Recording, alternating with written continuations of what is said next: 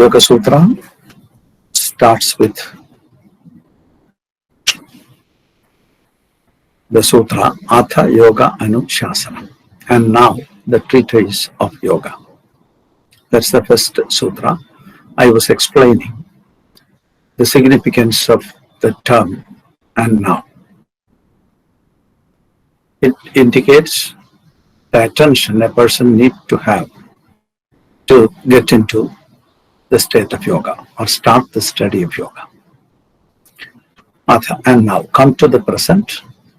We can look into the discipline of yoga. That's the meaning of the Vesta Sutra, which we have been looking last time. And then comes the second sutra, which is the definition of yoga. The second sutra is Yoga Chitta Vritti Nirodha. Yoga Chitta Vritti Nirodha. Yoga is stopping the activities, the modification, the fluctuations of the mind. Yoga is stopping the activities of the mind. That is the second sutra. So, stopping all the activities of the mind or suspending the modifications of the mind is considered as yoga. This is the definition of yoga. The third sutra is describing what happens when you stop the activities of the mind. When you stop the activities of the mind, tada drashtu swarupe avasthanam. The seer remains as the seer. When you identify with the seer, which is the witness, the silence, you remain as the seer. You remain as the silence. Tada drashtu swarupe avasthanam. Drashtu means the seer. The seer is the witness. The witness abides in itself. The witness remains as the witness. Then the next sutra is Vritti Sarupyam Itaratra. At other times, Itaratra means at other times. At other time, what happens? If you are not identifying with the seer, what happens? You identify with the activities of the mind. You get identified with the activities. And then you remain in the state of fluctuation of your mind. That is what happens. So that's why it's important for a person to get into the silence. So silence will never, a person will never get into the silence if he is identifying with the activities of the mind. That's the reason why Patanjali is inviting us to get into the seer and remain there as the seer. Who is looking at the silence? When you look, you will see there is actually no difference between the one who is looking and what is seen. As the modifications are suspended, there is nothing to see. So, the one who is looking is the silence. What is seen is also silence. That's the moment of integration. There is no difference between the seer and what is seen. This is called the observer and observed becomes one. That's the state of yoga. Sutra number 5. It is going to enumerate the activities of the mind. So all sutras are continuation of the previous sutras. Now the sutra is with regard to how many fluctuations are there and what are they? What are the fluctuations? What are the modifications? Or what are the basic activities of the mind? Vrittaya panchadaya klishta aklishta. Vrittis means activities. Vrittis are 5 in number. They are cognizable or non-cognizable. They are visible or invisible. Maybe hidden or explicit. So vrittis are 5 in number. And sometimes they are hidden. You may not even see. It's going on in very subtle ways. Sometimes the vrittis are very explicit. Certain fluctuations are very hidden. When you are sleeping, you are not aware of anything which is going on. And when you get up, you say that I was sleeping. Like memory, what is there in the memory? We don't know until the memory pops up. These are activities of the mind, but they're very subtle, very hidden. Sometimes it shows up, then you will know. And most of the time, if you are not an observer, you will not see what is going on in the mind. They are explicitly showing, but you don't understand. So they are hidden. Sometimes you are alert that you will understand. So vrittis are 5 in number.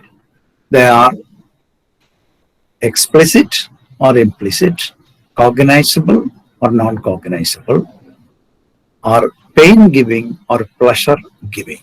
Klishta, klishta. It has many meanings like that.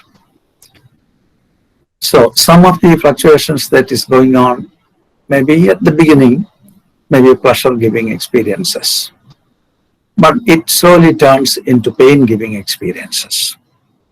So the pain is hidden in the pleasure, pleasure is hidden in the pain. So vrittis are 5 in number.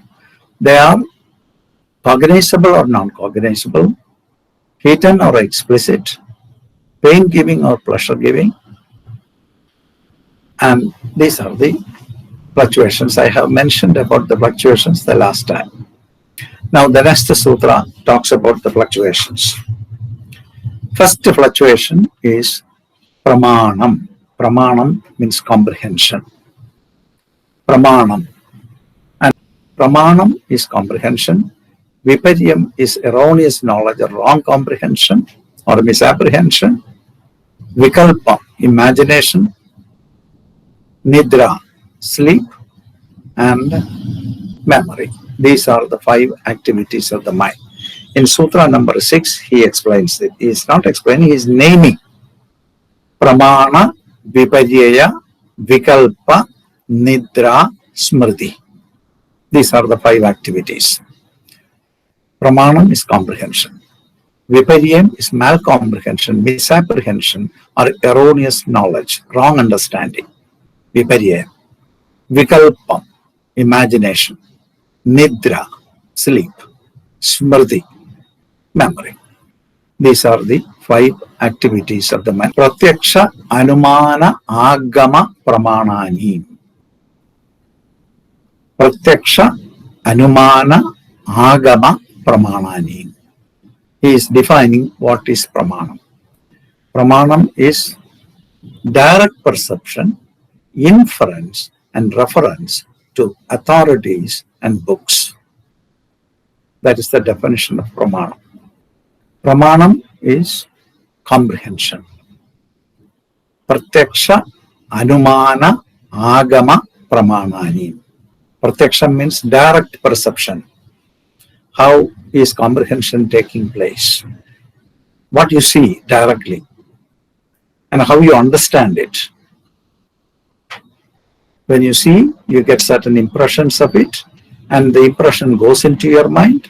As soon as it is in the mind, it digs the memory and takes similar information. Anumanam, inference.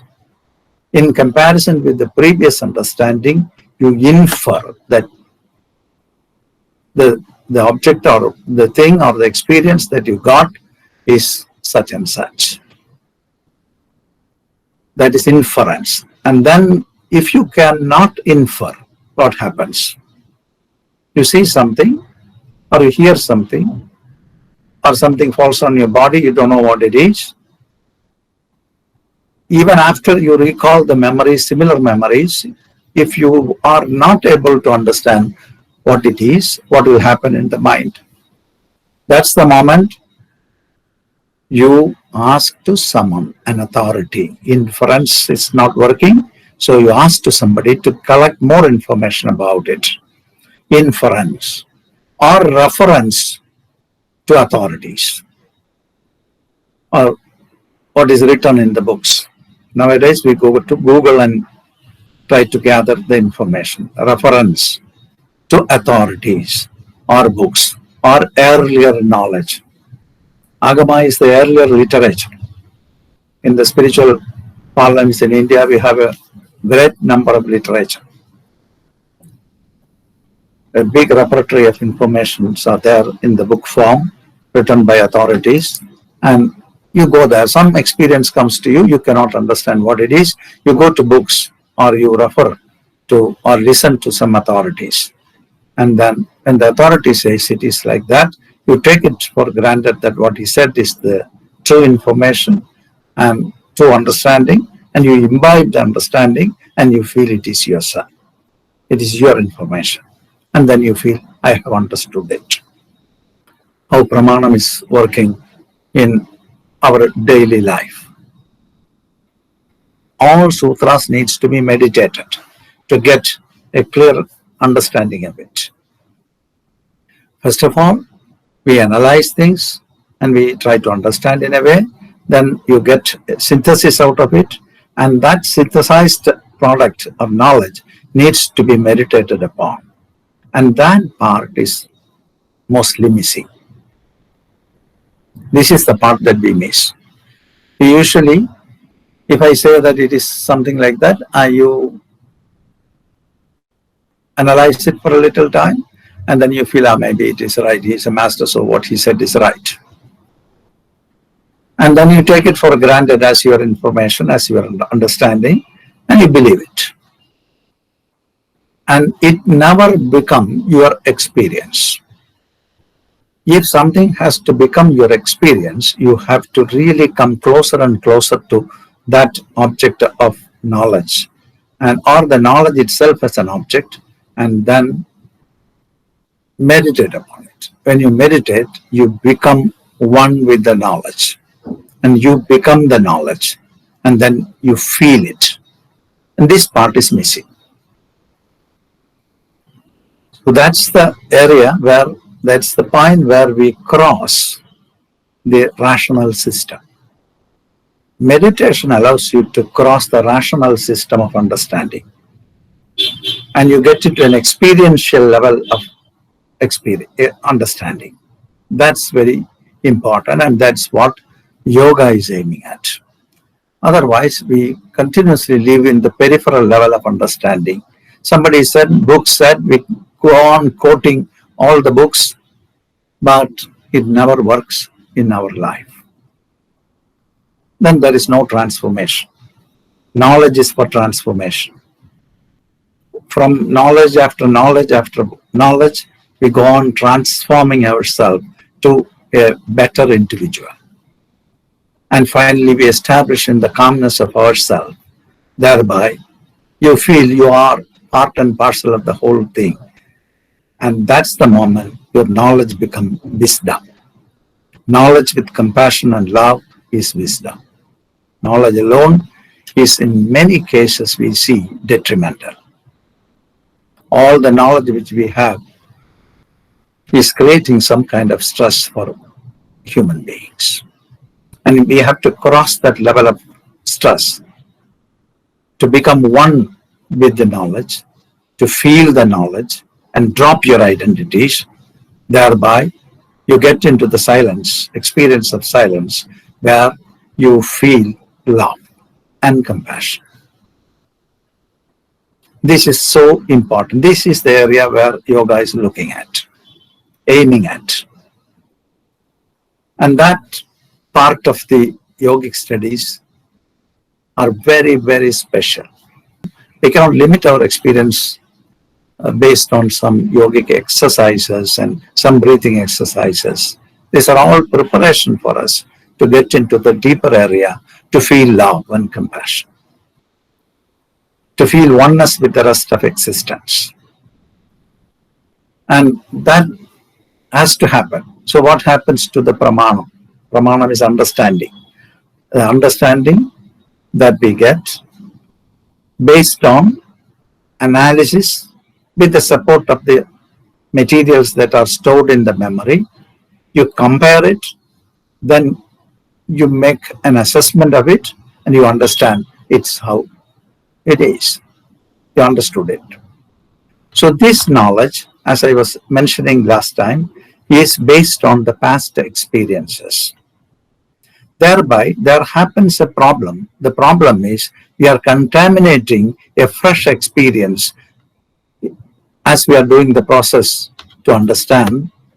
We contaminate it with the dead past. So no knowledge becomes fresh. Based on yesterday's knowledge, today new knowledge come, tomorrow based on today's experience, something else will come, but we are not refining as a person. Yoga is aiming at refinement of the individual to feel at the end love and compassion. This part is missing.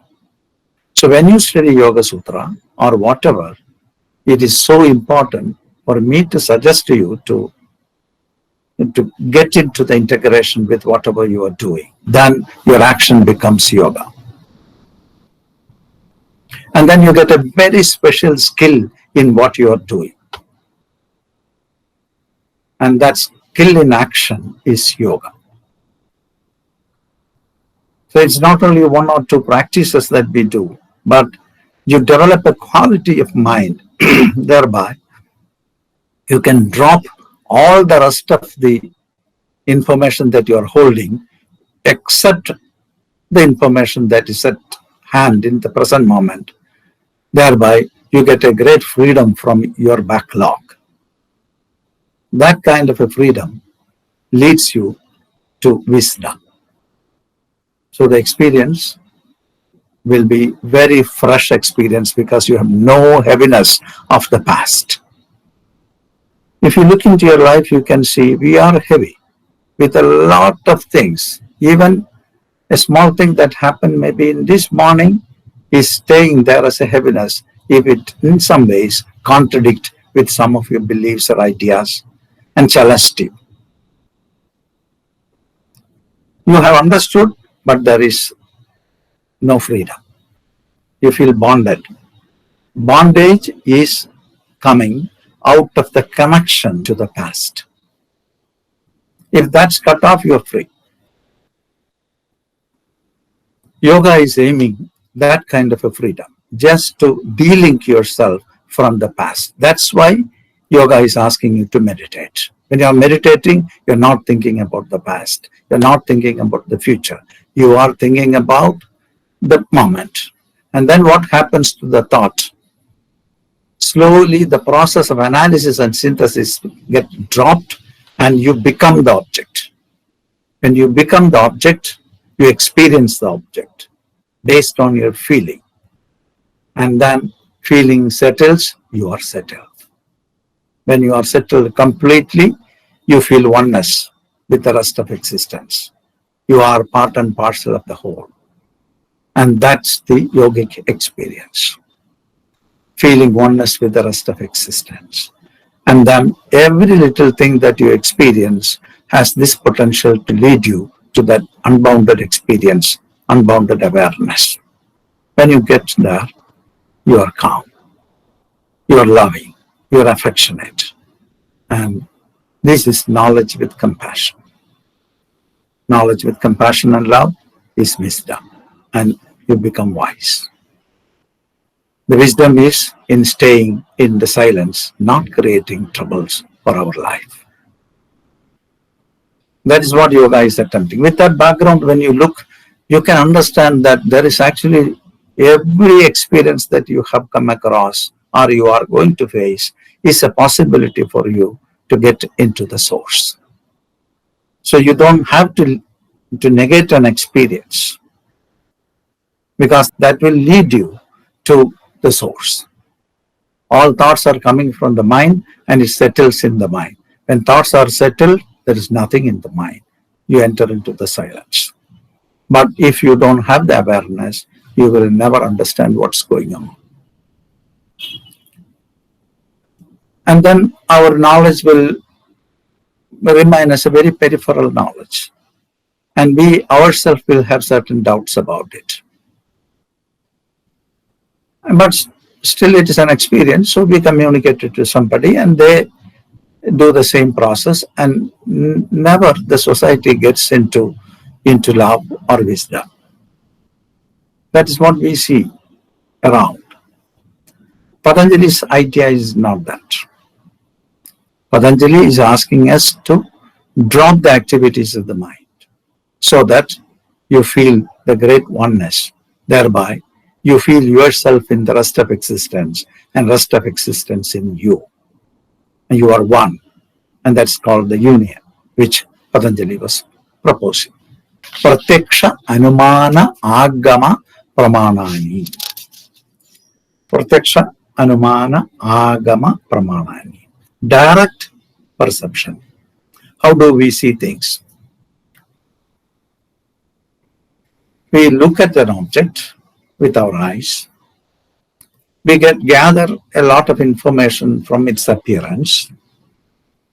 And this information goes into the mind and it compares with the previous experiences which is stored in the memory or previous knowledge that is stored in the memory.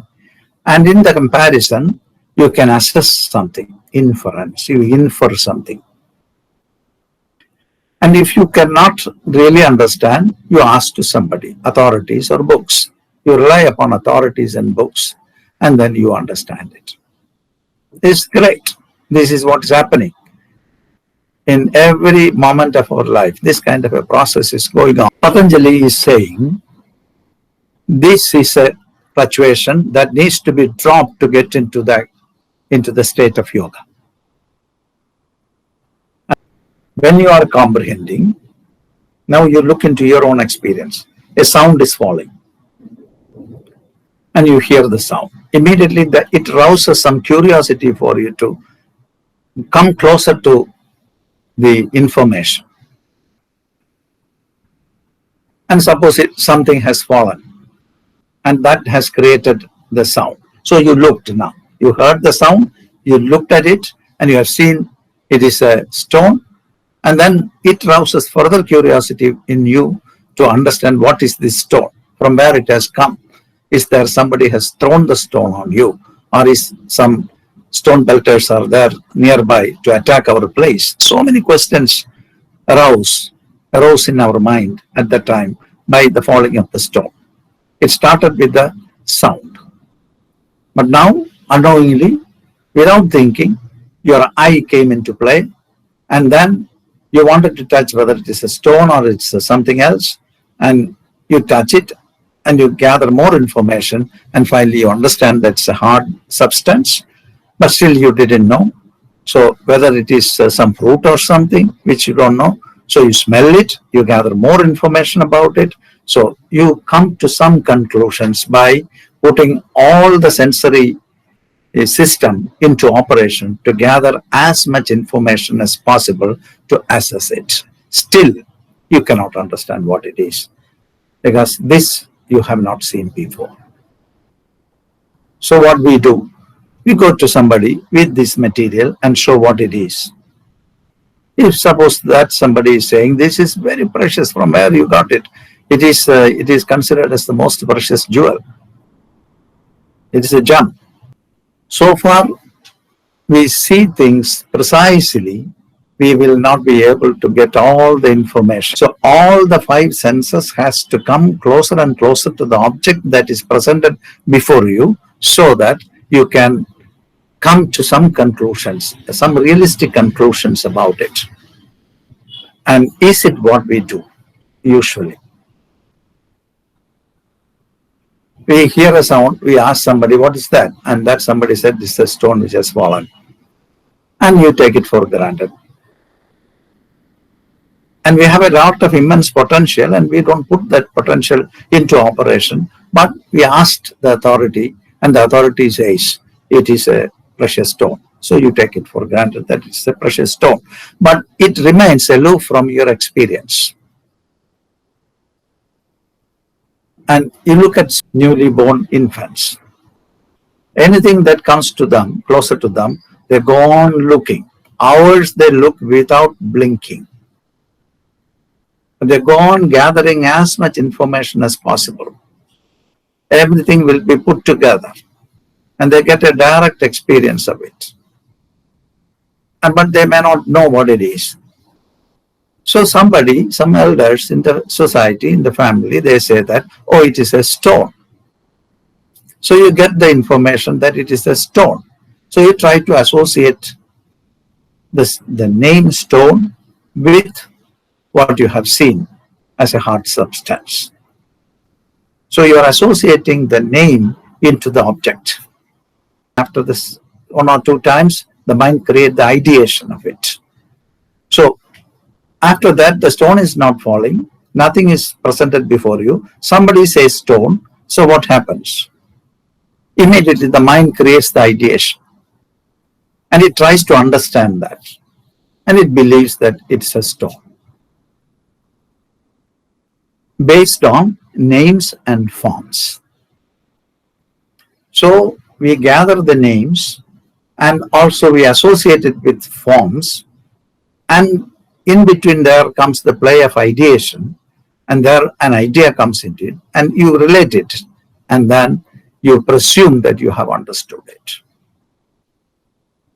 When you presume that you have understood, you have not understood, because you have not touched it, you have not felt it, you have not tasted it, and you have not heard the subtle sound which is there inside, but you assume that this is a stone. So most of our knowledge falls in this category. We never understand fully, but based on the form and name, we presume it, and we take it for granted that it is a stone. Your understanding is not complete at all. And that's why curiosity always remains. None of the things we know. Because we have never come closer to anything. And even when we come closer to something, we won't meditate upon it to understand it and feel it and understand. And the knowledge which we gather is based on comprehension. Comprehension is direct perception, inference, and reference to authorities and books. Previous knowledge, agamas. Thereby we are shifting from ourselves into authorities and to books. Knowledge can only come from direct experience of becoming closer to what you see. That's called true knowledge. Usually we never come there. Our knowledge is partial in this respect. All our knowledge is very, very partial. It's not complete. We never focus. We take it for granted that somebody said it is like that. It's easy. That's why we always remain aloof from the field of knowledge. Instead, we are relying upon authorities and books. So nothing belongs to you. You never come closer to anything. So you will always have certain doubts, and that goes on creating stress inside. The stress to know. But still, we follow this pattern of knowing. This is not the pattern of knowing Patanjali is asking for. That's why he is asking us to drop this knowledge. You have to drop this knowledge to get into the union. So far you keep this as a knowledge, you feel that you understood. So you never come to the union with what you see to understand it fully and become that. The only way to understand something is to become that. To become something, what to do? You have to drop yourself. That's the difficulty, because we are proud about what we know. How can you drop it? So far we feel, I know this. Then you will not look and understand what is shown before you. Maybe you will not even listen to somebody, because you know that we often see in daily life. Five people are sitting and conversing something, and when you start sometimes something, the other one says, I know. You have not even started the second word of your sentence. I know. How could somebody know when you have not completed your sentence? You understand on the basis of what you know based on the past about the person who is going to talk, or you rely upon your content which is there, which is coming from the past, and you feel that this is what the other one is going to talk. The other one has not talked yet, but you feel, I know. That means stop. I don't want to hear you. It's a game which is going on. And by doing this thing, every moment of our life, we are shifting ourselves from knowledge constantly. And then we live an illusory life because we don't know anything, but we presume that we know. We imagine that we know. We always remain outside of the field of knowledge. And this is what Pramanam is doing constantly. Why we are doing this? Drop this. This is what Patanjali is asking. Patanjali is directly asking these fluctuations should be stopped if you wanted to get into the state of yoga. Or in the state of yoga, all these fluctuations will be dropped. And this is something which is very, very important for a yogic practitioner to know. The problem of this comprehension, pramanam, which is constantly happening. How comes we are like this? We were not born in this way, but we became like this. When you were very small, you play with the children in the sandbox or in the courtyard and fill some dice, which is the die of a cake, and you fill it up. You put it upside down, you remove the shell or the die, and then you see a cake is formed. When the child takes the shell out or the die out, what happens? Maybe sometimes a part of the cake is broken. The child is a little upset. But the elders who are sitting there, I have seen several times this when I play with children. The elders, they take the die and they wanted to show how a good cake has to be made with sand. They take it and the child is hesitant to give the die. There is an inherent tendency of the child to really make it by himself. He wants to experiment by himself and make the cake out of the sand. The elders know how to make without breaking the sides of the cake. So they try to make, and this is how it should be done. I remember my daughter, when she was in the school, in the drawing class, the teacher gave a project to draw a mango. And she has made it mango. And when the mango is done and shown to the teacher was not satisfied. This is not a mango. The teacher said, no, you have to make again another mango. And she tried. And then when she came back home and she started to make several mangoes, but none of the mangoes look the mango for the teacher. How we curb the creativity of a child. And the child got very frustrated and don't want it even to see and eat a mango at the end. Hate the mango and put down the creativity. Creativity comes from the deeper silence that is there inside. When they are relaxed, they get into the creative area and something comes up that can be really mango. Anything can be a mango for that. Then the art develops. But it is the training that we give really put down the possibility to really come closer and closer to things, to understand it fully. And that possibility is taken away, even when we were small infants. This is the social conditioning. So we are conditioned in this way to understand the world based on direct perception, testimony to authorities and books. Direct perception, everybody is doing. Then inference also everybody is doing. And then when you cannot understand, the comprehension process stops there, and then you rely upon authorities and books, and you get some information. You take it for granted that the information which is given by the elders or the books or the authorities are the right thing. You know that you have not experienced it. And then the fluctuation continues. You wanted to know all the time based on the same process. If you continue the same process continuously the whole lifetime, at the end, you will not understand anything. Yogic experience or yogic understanding is completely different, that it asks you to come closer and closer to the object by focusing, relaxed focusing, getting into meditation, then integrate with that. That's called union. Integration means union. Union means yoga. And then when you are united with the information which is before or the object which you are meditating upon, what will happen? You forget all the backlog.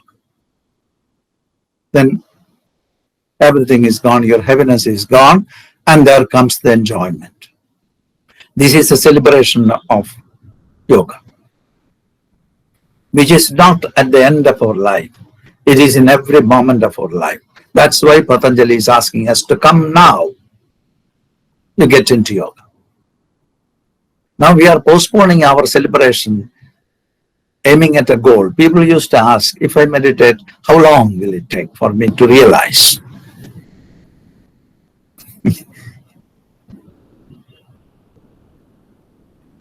It can happen at any moment. But the block is this kind of comprehension.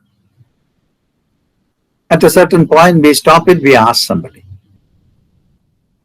That's not bad, but we will not meditate upon what they have said. When somebody says it is like that, we drop the comprehension and then we don't meditate upon it to get into the experience of it. This is how we miss the whole thing. And so the instrument that we have for doing this is comprehension. And what is the use of this comprehension in terms of establishing the state of yoga? Nothing. Drop it. This is what Patanjali is asking. We have seen this. This is the trouble. This we will not be able to know in the beginning of our life, but at a certain point, great masters say and put you to meditate or ask you to meditate, and then you get there. It leads to integration. So, but the activities as proposed by Patanjali are 5 in number: comprehension, misapprehension, memory, imagination, and sleep. Of which comprehension is this. Comprehension is direct perception, testimony to authorities and books, inference and reference to authorities and books. And the knowledge which we gain out of this is a partial knowledge that will not serve the purpose of liberation. And that's why Patanjali asks us to drop this comprehension, which is a major activity that's going on the moment you wake up till you sleep. A major chunk of the activities of the mind belongs to this category of pramana. Every little thing, whether it is important or not, we are continuously comprehending things in this way. More we comprehend in this way, that becomes our pattern, and then we realize that understanding is like this. And based on this, we feel, I know. Actually, you don't know anything, but you feel that I know. And this kind of false knowledge creates some kind of pride in the individual, because I know. And the other side of it, I know, you don't know.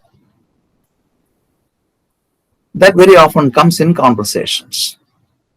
You have a side, you project your side on somebody, and they don't understand this. That means they don't know anything. Restlessness grows between people. Restlessness grows in the society. There may be an umpteen number of possibilities in every little thing. We side a certain possibility and we feel that this is the right possibility. Thereby, we stop using the immense potential that we have. We only look for a small thing. And we get it. And we presume that I know. And you don't know. I feel proud about my knowledge. And it stimulates the ego in the mind of people. You enjoy when you feel that you know. There's no celebration, but it's a passionate enjoyment comes out of your knowledge. And that kind of enjoyment will be followed by some kind of questioning and suffering and pain. Because we are still holding the individuated idea that I am somebody separate. And we want to establish that somebody. You look into your life, it's constantly happening in every little thing that we do. Because it is our training. This is what we have understood in our life, how to understand things. And Patanjali is saying, this is not the understanding. This understanding is a problem. It won't allow you to shut off your pride. It won't allow you to shut off your ego. It won't allow you to shut off your hold on yourself, individual self.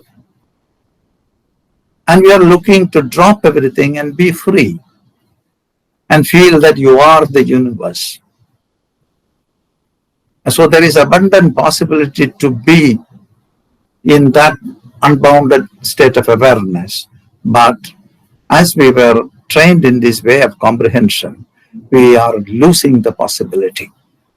That Patanjali has understood very clearly. This kind of comprehension needs to be put off to get into the state of calmness, love, compassion, wisdom, feeling oneness. That's what yoga is looking at. I am trying to clear it out because there is a doubt why the comprehension needs to be put off. The comprehension will be there. For small things, it is very important. When you see the fire, you understand that it's a fire. If you put your finger into it, you will be burned. So that guides you to protect your life. All these informations that is coming to us based on comprehension, direct perception, testimony to authorities and books are good for the upkeep of your life. That's it. That is a limited purpose. If you are extending that purpose and feel that I am knowledgeable, I know what it is, and you don't know what is going on, I am authority to everything, and I know you don't know, and I am a big guy. If you get that, you will have immense heaviness. Do you want to hold this immense heaviness, or you want to shed off this heaviness and make yourself free? Yoga says, make yourself free. That's what yoga is suggesting. And that's the reason why this is considered, comprehension is considered as actually a activity of the mind that doesn't permit you to get into the state of yoga. So what's the other possibility? Drop it. How to drop this? When your mind is trying to do this kind of comprehension, you realize that it has a limited scope only. It is not the be-all and end-all of everything. It is a trouble. It's good for certain things. If you extend it to grab your full life, then there is a problem. Otherwise, it will really protect you from dangers of living. So this is not something that you have to throw away, but if you wanted to get into the state of yoga, this needs to be understood properly, and then you can cross it. I hope it is clear for you. And my intention is also to clear out why the normal function of the mind is a problem.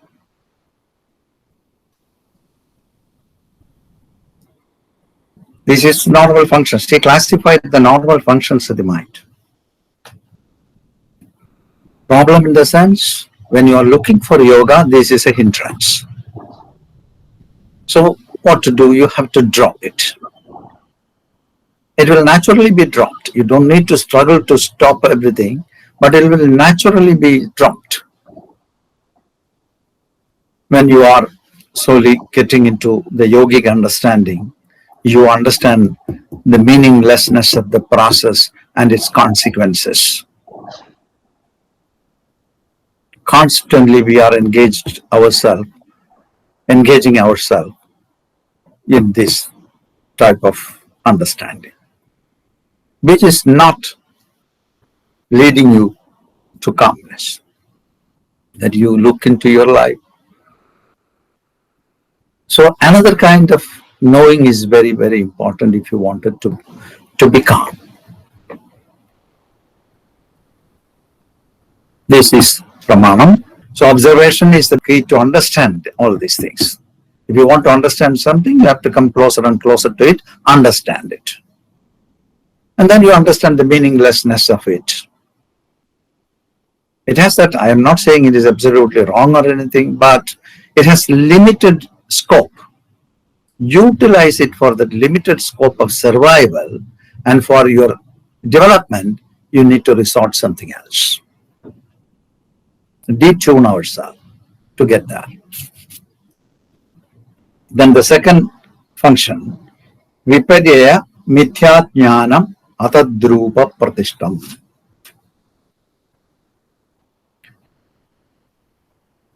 Atadrupa pratishtam is relying upon its form. You see something, by looking at the form, you believe something, you understand something, and you believe that it is how it is. You rely upon it by seeing something. And then later, you will understand that what you have thought was not right. This often happens in our life. When you see somebody, and if that somebody goes into your ideals, and it has some harmony with the ideals that you hold on, and then you feel that, oh, it's such a beautiful person. It has done something. It related with the ideals that you hold. And then in course of time, if the person is not behaving according to the ideals that you hold on, what will happen? You don't feel the beauty of the person as you have seen before. You see somebody, you believe based on what is shown. And later, when you get more information, in the presence of new information, the earlier comprehension gets altered. The earlier comprehension is considered as a malcomprehension or a misunderstanding. Why this is happening? Why this erroneous knowledge comes to us? Because we don't see properly. We don't gather all the possible informations to understand properly. In course of time, you get more and more informations. And then your comprehension becomes a little bit better. Thereby, the earlier comprehension gets altered. And the earlier comprehension is called misapprehension or misunderstanding or erroneous knowledge or false knowledge. Let us look why we are doing this.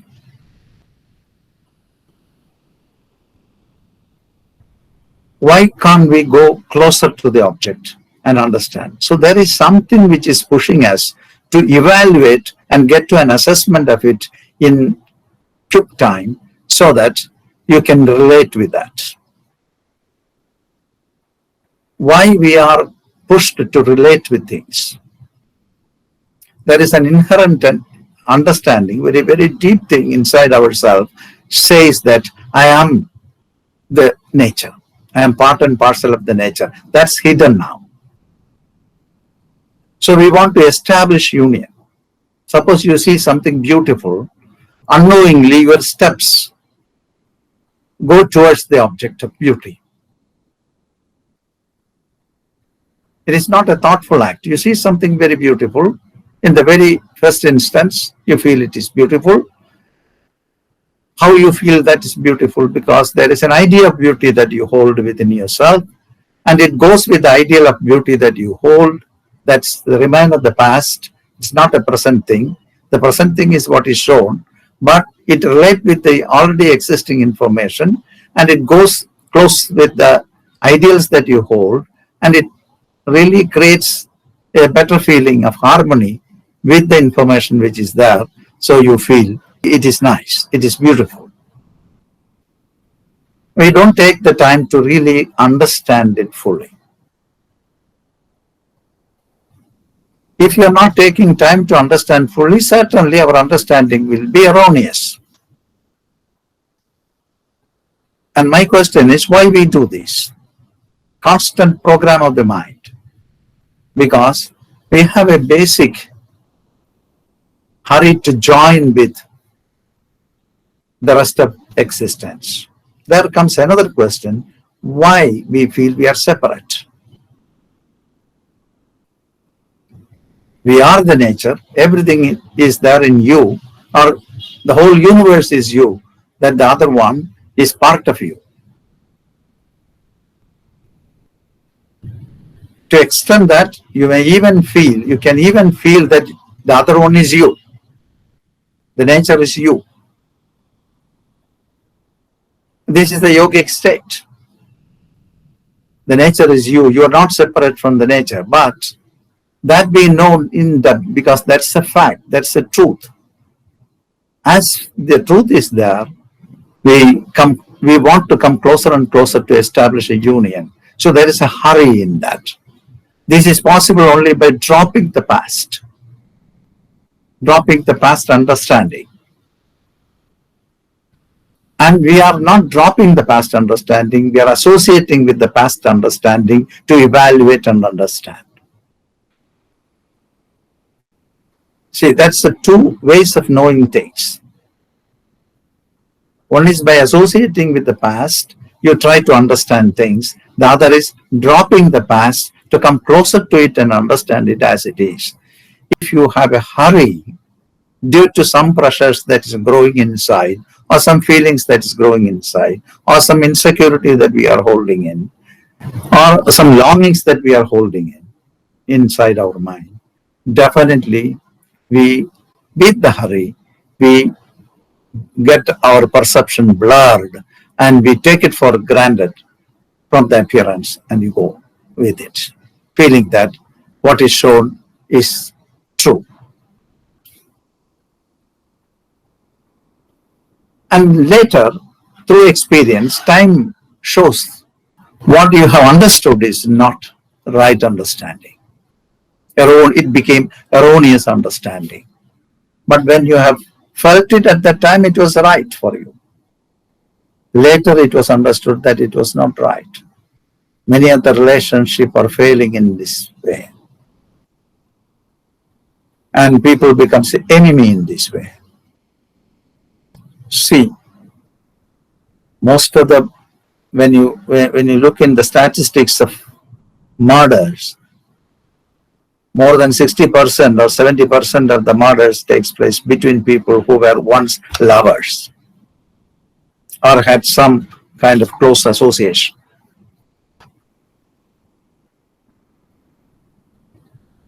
This wrong knowledge is creating this trouble.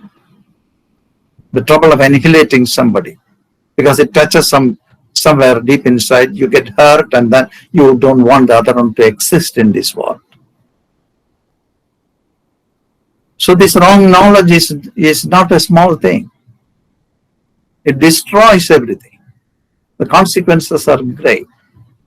But we do this. This is considered as an activity. That's why Patanjali considered this as an activity of the mind. Because everybody is doing, all minds are doing this.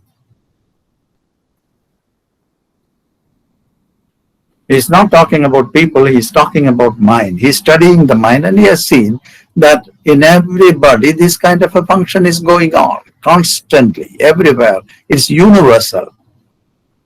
Wherever there are humans, the mind creates this kind of erroneous knowledge, followed by that there will be a lot of troubles.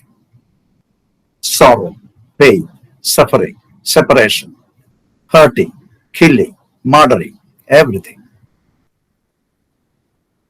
This is a constant work our mind is doing. It starts from small things, but it ends up in bigger problems. But still, we live without awareness of this activity which is going on in the mind. When you get into yoga, masters teach you, this is a problem. You look at it. What makes you do this?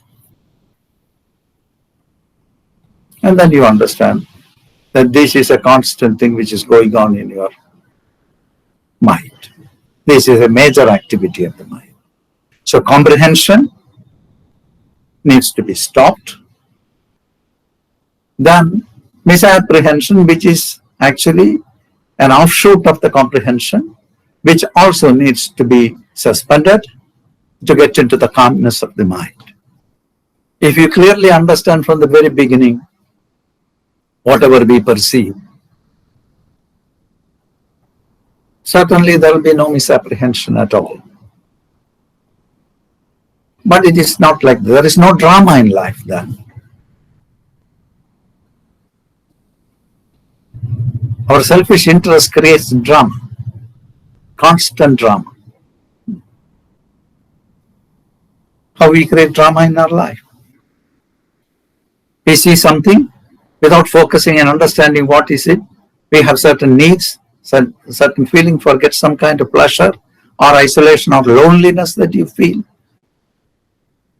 That pushes you to get closer to something, to get rid of your loneliness maybe, to make things easier and joyful. And for that, you lose the perception, clear perception, and you started to project certain things which you are holding inside yourself. And based on the projection, you understand it, and that has a base which is your own needs.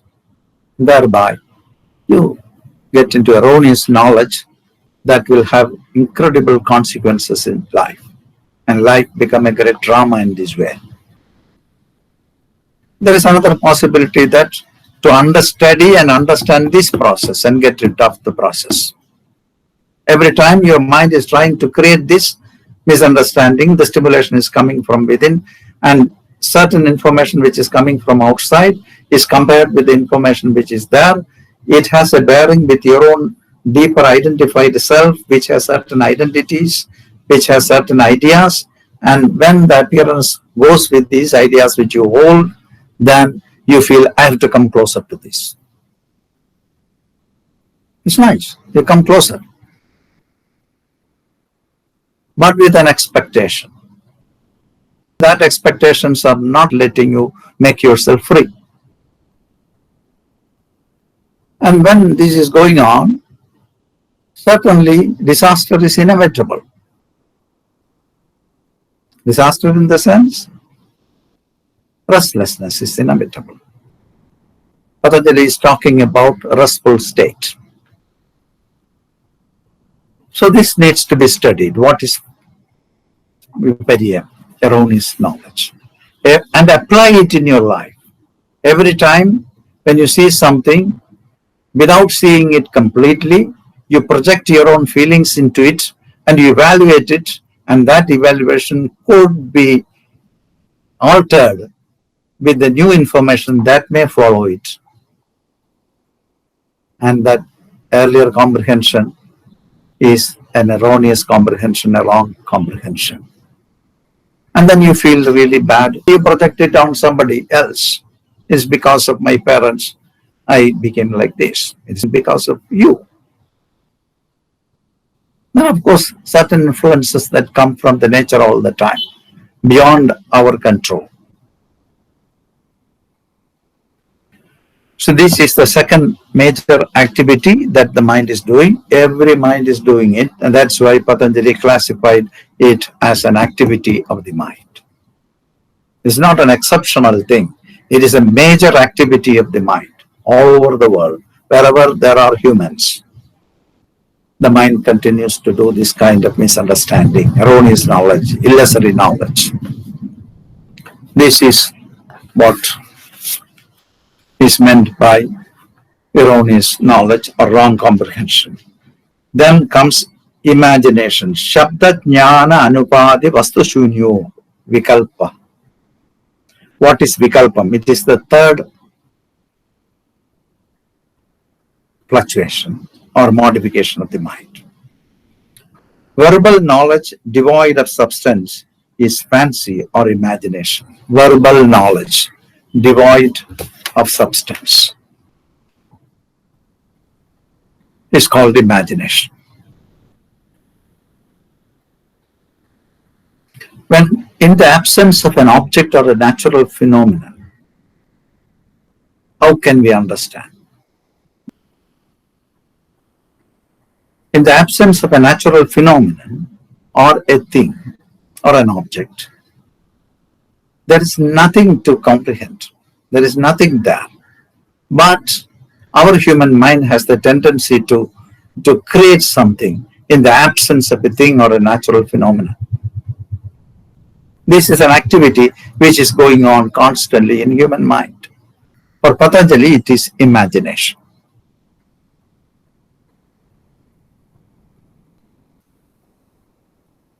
You look into your life, a majority of activity falls under this category.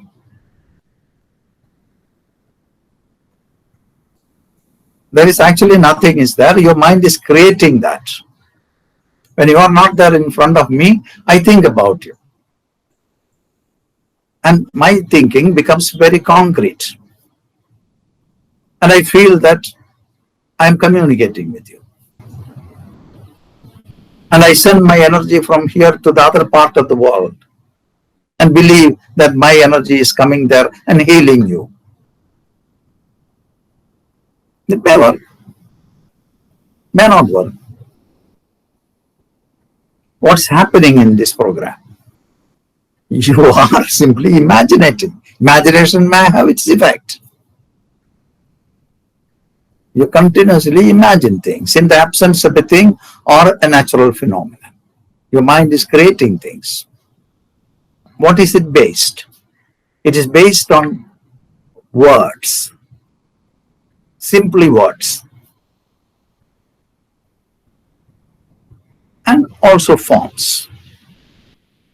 How can there be words and forms for something which is not supported by a natural phenomena or an object? There is nothing. But by a word you create it. There are so many words in our language to portray things which are not existing. We have the word silence.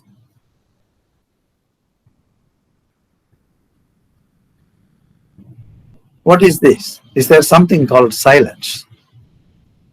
Whether the mind can understand the silence. Mind is in activity.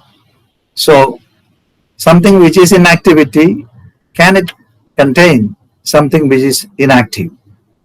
Or understand something which is not in motion? So we have silence, that is a word, beautiful word. We have the word freedom. Is there something in this universe which you see free? Everything is interdependent. One is dependent on the other. Nothing is free. As I said in the last class, like the sun is there part of a bigger galaxy, and the earth is moving around, planets are moving around the sun, then small, what you call, like the moon, it is moving around it. Nothing is free. Even you look into an atom which is the base of existence, which is also not free. The subatomic particles are in motion, and the central core is pulling it so that it cannot run away. So it moves around it, which is the base of existence. So there are forces which is holding each other. Nothing is free. But we have a word in language which is freedom. We are looking for that freedom. Yoga means freedom. You understand? It's verbal testimony. We have a word, Brahman. You know what is Brahman? However you try to explain Brahman, you cannot explain because there is nothing. You get lost in your explanation. You constantly try to explain what is Brahman. It is near and far off. It is everywhere but nowhere. It pushes you into more confusion.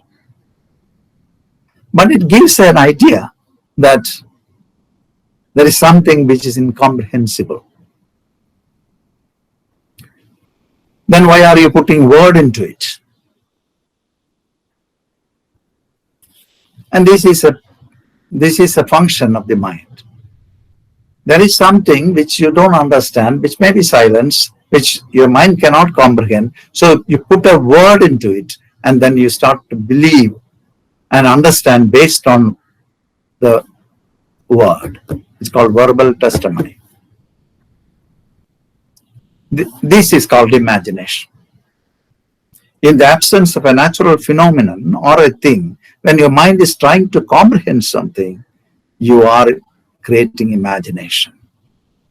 This is also a constant program. From smaller things, in the absence of a thing or a person or something, you go on creating something with your mind based on the names and imagining of the form. That's a kind of imagination. But the higher imaginations are imagining like freedom, Brahman, silence, all these things, which is a major function of the mind, constant activity. One of the constant activity which is going on in the mind. When the mind is in activity, what happens to the mind? It is alert. It is gone programming things. And at the end of the day, it becomes so tired. It loses all the energy in this process. You may be not physically moving at all, but you are doing this mental activity. When you do this kind of mental activity constantly, you lose all your energy. You become restless, tired, fatigued, and then you want to fall asleep. No more further activity is possible for you. Then you put off. This is sleep. So imagination is Shabda Jnana Anupadi Vastu Shunyo Shunya Vikalpa. Verbal knowledge devoid of substance is fancy or imagination. And then by all these activities, as I mentioned before, we get really tired, and then the mind puts off all the activities. It cannot take one more second, then everything is put off. Then what happens? Absence of modification takes place at the time. Abhava pratyaya. The activities of the mind cannot continue because of the tiredness. The mind is putting off. Thereby, there is no activity, but it leads you to a state of ignorance. Rest with ignorance. In a way, it is a protection, otherwise you will not handle your life because you will be exhausted totally and you become mad after some time if you cannot sleep for a few days. When the activity of the mind is going on continuously for days without rest in between, you will be mad. So our mental mechanism is fixed in this way that after some activity, it puts off. But for certain people, this function of putting off will not work and they will remain even at the night awake and constant activity continues there. Thereby after a few days' time, they will be mentally sick. Abhava pratyaya alambana tamovritti nidra. In some books you read tamovritti nidra. That leads you to deep darkness, ignorance. Absence of modification leads you to a state whereby you don't understand anything. Tamovritti, darkness comes to you, or ignorance comes to you.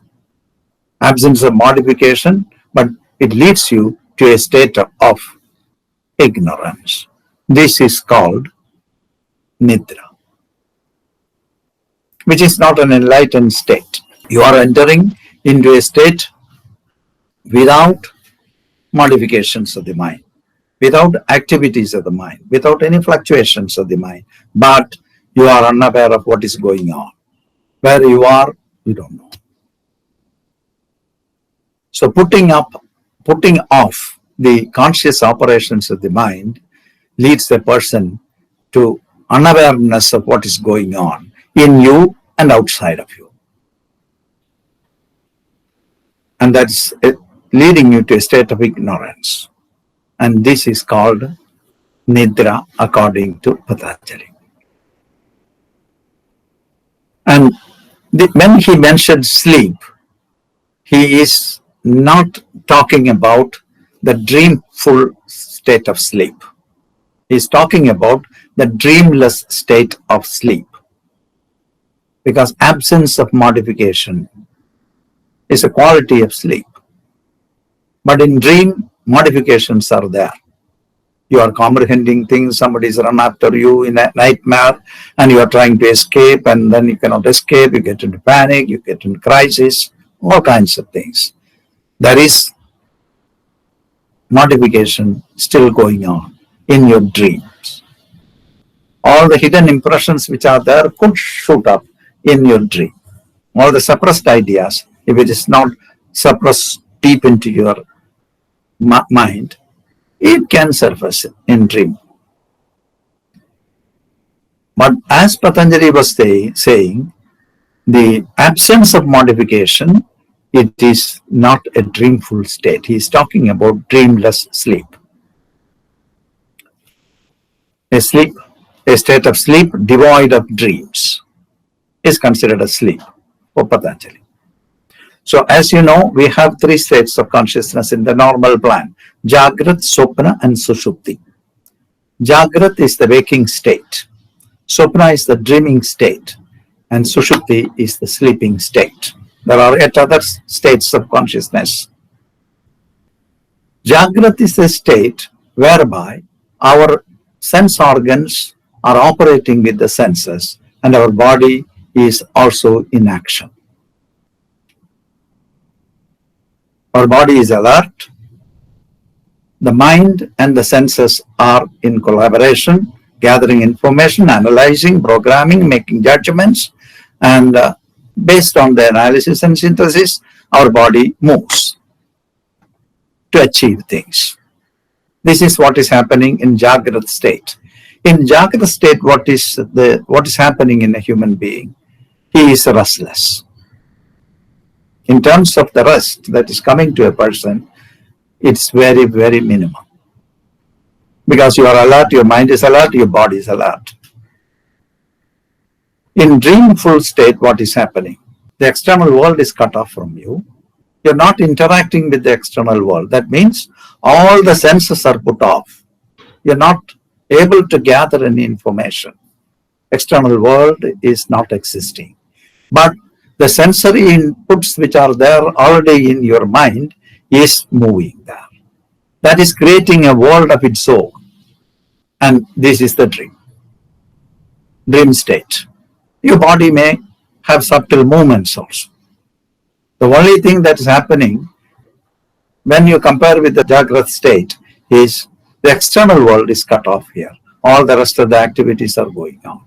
You have comprehension, you get misunderstood, or you are misunderstanding things. Many things are happening. And this is the Sopna state. And Sushupti is sleep, according to Patanjali. So, sleep devoid of dreams is what is called Sushupti. In Sushupti, there is no modification of any kind taking place in your conscious mind. Nothing is happening.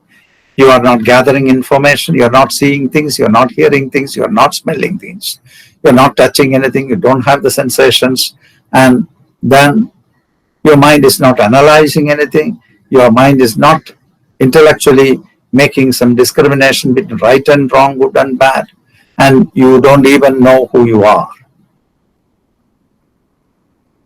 You're gone completely, but you're not dead, you're alive. Total absence of modification, that's the state, leading you to the state of ignorance. You're not even know you are alive. Total ignorance. This is called sleep, which is very essential for the human beings as they are constantly involving themselves in the activities of the mind. When the activities are dropped, then why should you sleep? You are already in rest. So in yogic state, sleep is not working at all, because you are not accumulating any stress. You are constantly interacting only with the silence which is there, which is not an interaction at all. You are becoming the silence. Thereby, you are resting completely. Your awareness is on. You are resting with awareness. You are in meditation. You are in integration. You are in yoga. Thereby, actually, you don't have to rest at all. You are in rest and alert. So Patanjali is saying this is a fluctuation which needs to be dropped because it pushes you to state of ignorance constantly.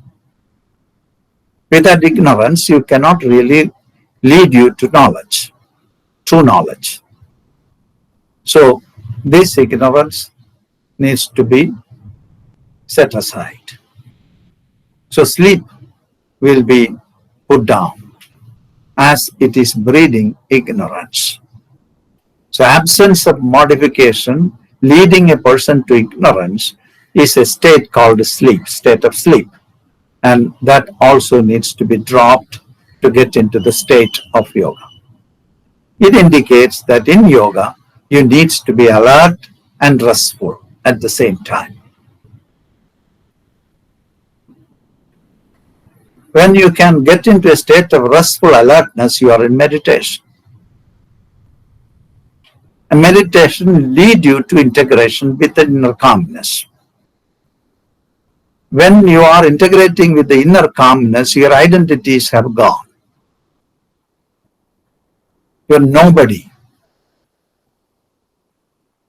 And that somebody that you hold inside is the cause of the problem. That is based on an insecurity that we are holding. We don't know how to live as nobody. We want to be somebody. And this is coming out of ignorance because we have never tried to expose ourselves into the world of unknown.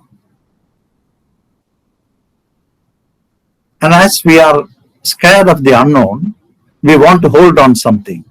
We are holding on this small somebody. That's how we limit ourselves into a small being. Whereas we are the universe.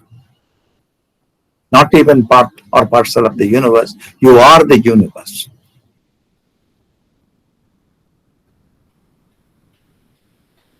Everything in the universe is there in subtle forms in you.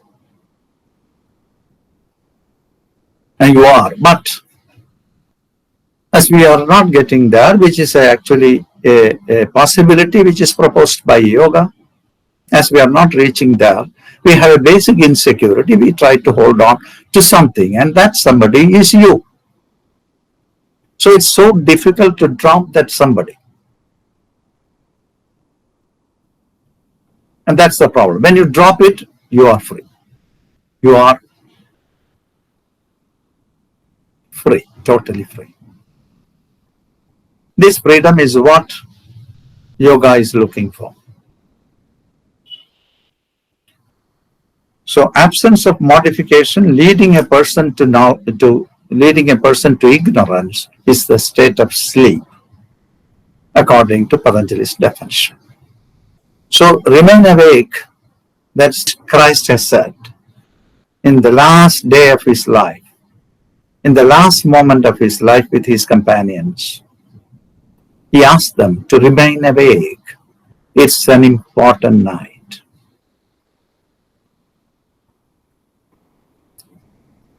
This is a great contribution by Christ. Remain awake. Uttishtada jagrada. Rise awake, stop not, till the goal is attained. You cannot sleep. You cannot put off your deeper core. You have to keep up the deeper core always with restfulness. Then you get there, you cross the sleep. And thereby, when you establish oneness with the calmness of yourself, you are the silence, which is the base of existence. Which is there, it is not in our understanding, and we are getting to get into that understanding. This is sleep is a non-deliberate absence of thought waves. Sleep is a non-deliberate absence. You are not deliberately doing. It just takes over you. Thereby you push yourself into a state of ignorance. So it is considered as a state of modification or an activity of the mind. And the final activity of the mind is memory. Anubhuta Vishaya Asampramoksha Smriti. Memory is the unmodified recollection of words and experiences. Whatever you have seen, heard, understood in this life is retained in the memory. A replica of that is stored in the memory. Why the mind is doing this? Why we are retaining things? All experiences are retained there for further comprehension. Without memory, you cannot comprehend anything. You cannot even recognize someone who is close to you if your memory is not working. That is what happens in old age for some people. Your own husband or wife come near you and you look and you say, who are you? Your own children come near you and they say something, my papa, my father, and you don't recognize. So memory allows you to recognize things. So you can see the program which is there. As soon as an information comes, it pick and choose memory to comprehend, to analyze, to make a judgment. That happens in no time that you can understand what's going on. You recognize situations based on memory. And these memories are there in our mind, which is the retention of the past experiences. These experiences, we feel it is so good, but at times we don't want even to remember certain things. If it had provided some kind of a very harsh experience in your life, you don't even want to think about it. You want to suppress it to the deepest core of you, that you don't want to hear it at all in this life. And these are our heaviness. So most of our problems, all our problems, I should say, psychological issues are coming from the retentions and our attitude towards these retentions. If it wants to come up, if you allow it to come up, you get another chance to study it. It pops up to make you understand its goal, its aim, its intentions. But we sidetrack it because it is a retention of a harsh experience, which I don't want to experience at all. Thereby, we don't even need to see people. We cut off people from our life. It's all coming from the deeper memories. It says, and few times you do this, then you cannot even retrieve the memory, but the memory is active. You don't want to see, so you don't attempt to retrieve it.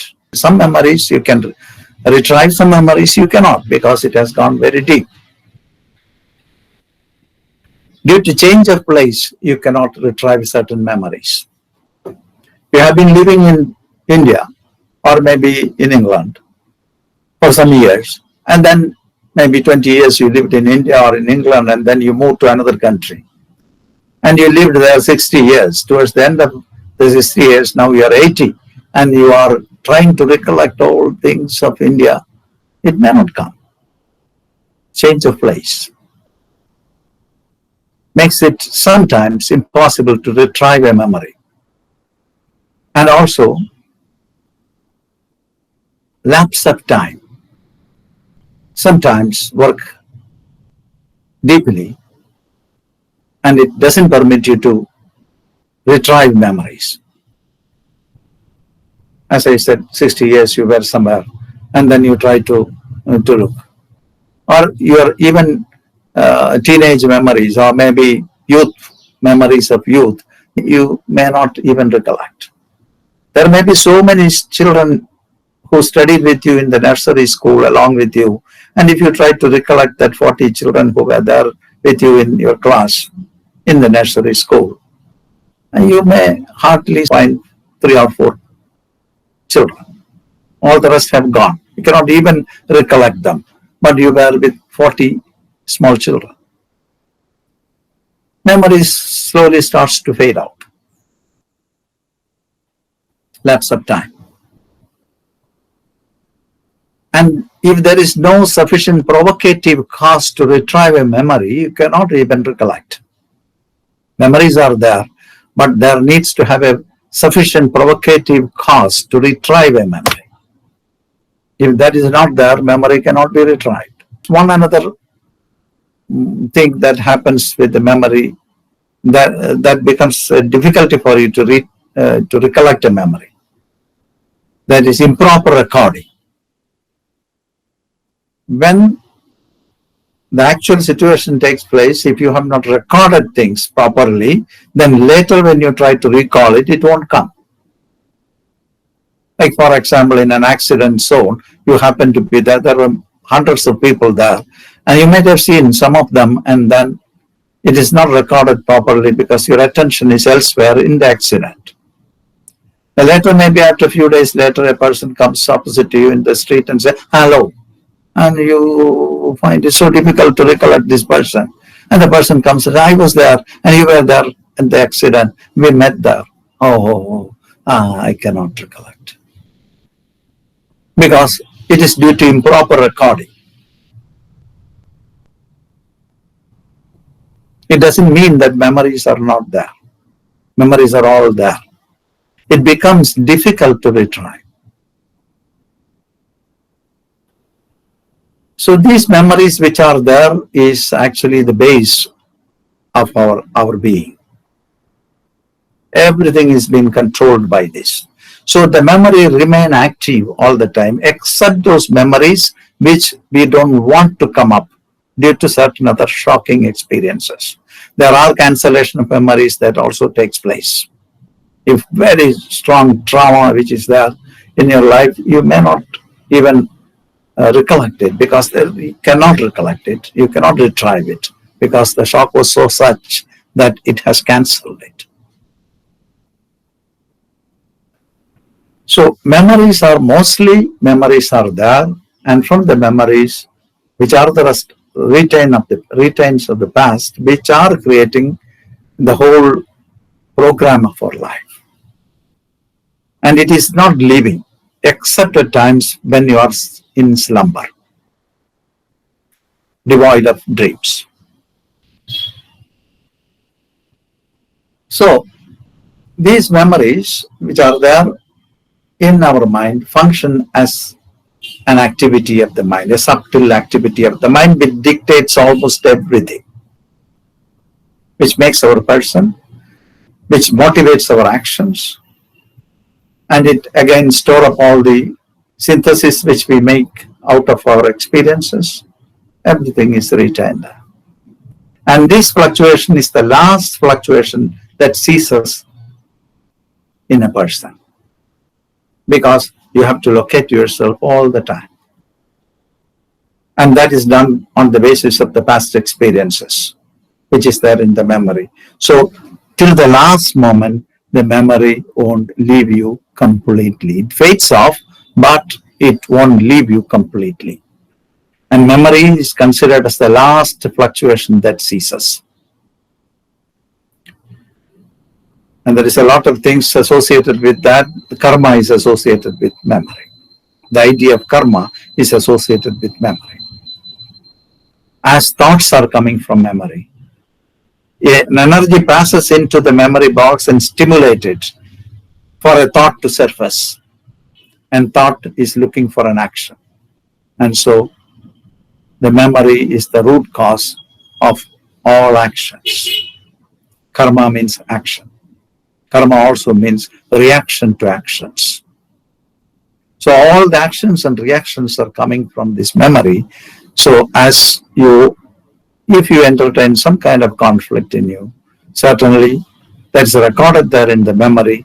And if you are not allowing these conflicts to pop up for you to understand it on a second time, if you don't let that chance to work out, certainly it will remain in the memory, that you won't feel free at all.